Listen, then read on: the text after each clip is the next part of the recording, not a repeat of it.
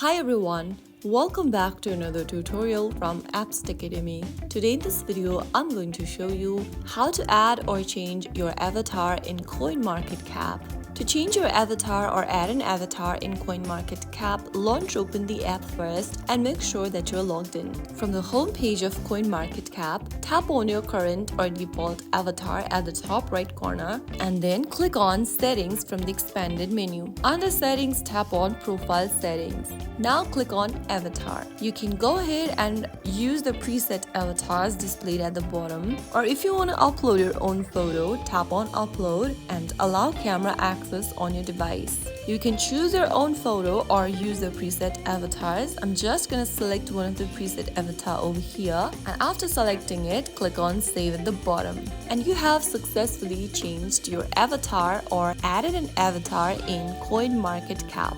If you found the video helpful, don't forget to like, share and subscribe to our channel. I will be back again in the next episode. Thank you for watching.